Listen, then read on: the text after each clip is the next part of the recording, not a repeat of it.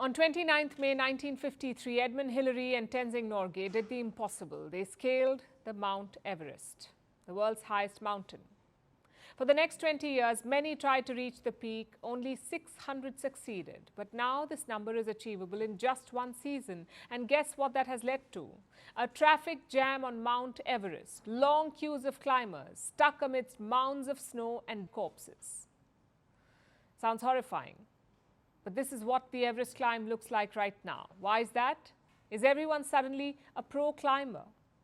Has the need for glory on social media led to people chasing the impossible? Our next report tells you. Turkish drip coffees, fresh salads, baked cinnamon rolls and high-speed Wi-Fi. I'm not describing an upcoming cafe, but this is what you get at the Everest base camp. Imagine that. At a height of 18,000 feet, you get all of this. But what happens when you go higher? When you head towards the summit? Forget gourmet meals, you'll be greeted by this. Bumper-to-bumper traffic on the world's highest peak. A queue of hundreds of climbers, all trying to reach the glorious peak. Some fall dead, but the others push on, passing their corpses like it's nothing. So how did it get so bad at the top of the world? In 1953, Edmund Hillary and Tenzing Norgay were the first to reach the peak.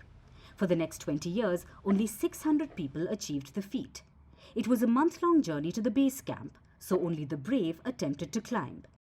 But things have since changed. It once took 600 people 20 years to reach the summit. Now, that number is achieved in a season. And the reason is ease of access, like this airport in Lukla. With this, the journey to the base camp is now just an 8-day trek. Plus, technological advancements have made life easier. Gear is not as heavy. There are tracking devices. Oxygen is readily available. And if you're willing to pay the hefty price, you'll get experienced guides and Sherpas who carry everything to the top. What was once a feat of skill and courage is now an achievement to gloat on social media. And that's pushing more and more people to head for the peak. But this is the Everest we're talking about. Located at 29,000 feet, it's not an easy climb.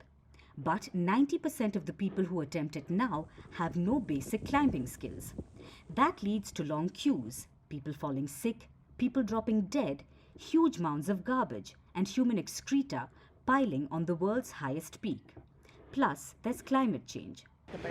The mountain has become more complicated and challenging every year because of climate change. So what's the solution? To curb over-tourism, Nepal is planning two things. First, hiking the permit fee. Right now, it costs $11,000 to scale the Everest. The Himalayan nation is raising it to $15,000. The second is curbing permits. A Nepal court has ordered a limit on the number of permits issued every season.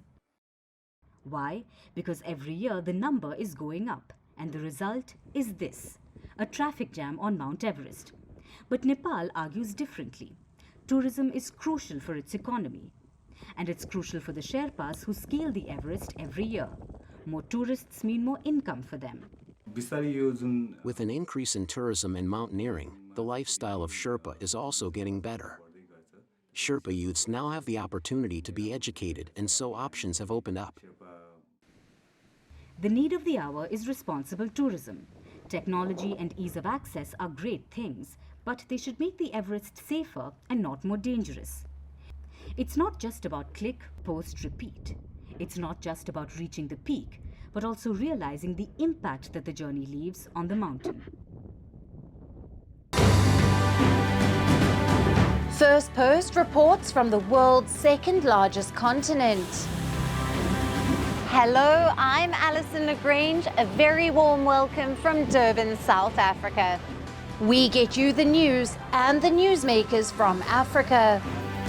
South Africa goes to the polls on the 29th of May. I will track the election and bring you ground reports.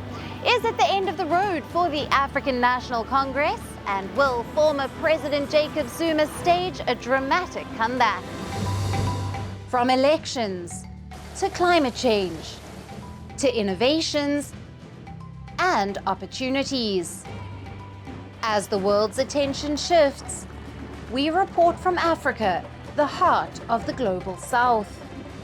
Join me every weekday live on Firstpost.